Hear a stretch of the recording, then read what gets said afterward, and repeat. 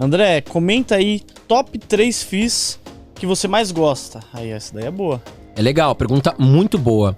Olha, eu tenho um fundo imobiliário, Luan, que eu gosto muito e que eu considero ele a porta de entrada para os iniciantes, que é o KNRI, que ele é um fundo do grupo Kinea, que é um grupo, né, do Itaú. Ele é aberto para os investidores geral, tá? E ele investe em quê? Em lajes corporativas, que são aqueles prédios na Avenida Paulista, Faria Lima. Você pode alugar um andar inteiro, Facebook, Google fazem muito isso. E ele acabou caindo muito durante a pandemia, por quê? Porque acharam que as lajes iam morrer, porque acharam que o home office ia virar a rotina. Home office não é tão simples para o empresário. Tem empresas que não conseguem controlar a sua equipe através de home office, né? E fora questões jurídicas, as leis trabalhistas no Brasil não são fáceis, então quem tinha essa visão de que não ia morrer se deu bem, comprou produtos de lajes muito barato.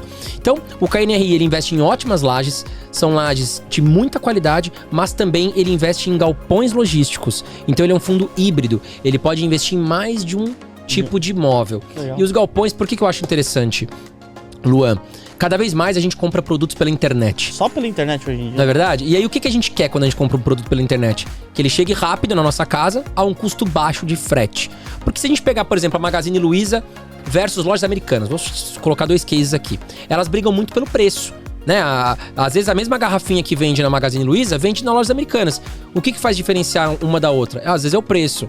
Então, essas empresas, cada vez mais, elas têm que depender de galpões logísticos bem localizados estrategicamente para que essa entrega fique próxima do cliente, né? Se comprou pela internet, aciona lá no ponto mais próximo do cliente, opa, no galpão X, e aí a entrega fica mais rápida. Então eu acho que os galpões cada vez mais estão sendo procurados, estão sendo valorizados. Então o KNRI, primeiro fundo imobiliário que eu considero interessante e ainda está com preço patrimonial, né, o seu P sobre VP, abaixo de 1. Acho que tá muito interessante. Tá bom. Tá?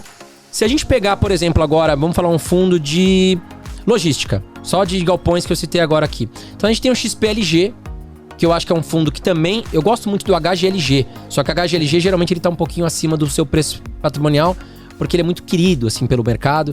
Geralmente ele tá um pouco caro. Pegar o XPLG, né, que já diz o nome, é do grupo XP... Ele também tem ótimos ativos, pagando bons dividendos. Então, eu acho que, aliás, se tiver gente aqui na live que investe em XPLG, deixa o joinha aí pra gente entender. Só vai deixar aqui o joinha. Deixa o joinha aí. E, aliás, já compartilha aqui a live com seus amigos, pessoal. Manda pra mais gente vir aqui, nós vamos bater papo ainda. E, bom, falamos um de fundo de logística, falamos um híbrido. Vamos falar um de... Vamos lá, vamos falar um de shopping? Shopping, Visc 11... Eu gosto do XPML, o Visc 11 também, é altíssima qualidade, é tanta opção. Mas o XPML acho que é um fundo que tem ótimos shoppings, bem localizados, bem diversificado. Eu acho que é muito interessante. E se quiser colocar um quarto, a gente pode falar um fundo imobiliário de papel. Né? Os fundos imobiliários de papel, o que está acontecendo, né, Luan? Eles estão todos um pouco caros, muito próximo de 1 ou acima de 1, do seu preço patrimonial. Eu acredito, Luan, que eles ficaram caros por quê? Pagando muito dividendo. Tem fundo imobiliário de papel bom, fundo imobiliário pagando 17%, 18% ao ano, né? Isento de imposto de renda. Então, assim, tem um fundo imobiliário que eu gosto muito, mas ele sempre tá um pouquinho caro, que é o IRDM. Mas a gente pode falar um outro fundo imobiliário que eu gosto muito, que eu considero ele também interessante para iniciante, que é o VRTA, tá? Ele investe em CRIs, são certificados de recebíveis imobiliários, e eu considero ele muito atrativo para investir. Então, logo 4 fundos imobiliários? Colocamos um de cada segmento aqui para não ter problema. É muito bom mesmo, né? Você até diversificar fundos imobiliários, né? Porque dentro de um fundo já tem vários ativos ali. Se você diversificar, ainda você vai estar muito protegido, né? É o que a gente fala, nunca coloca todos os ovos numa cesta só, né? Diversifica. Porque se às vezes um fundo imobiliário cai um pouquinho, tem outro fundo imobiliário que segura. Não tem por que a gente querer investir, consolidar tudo num investimento só.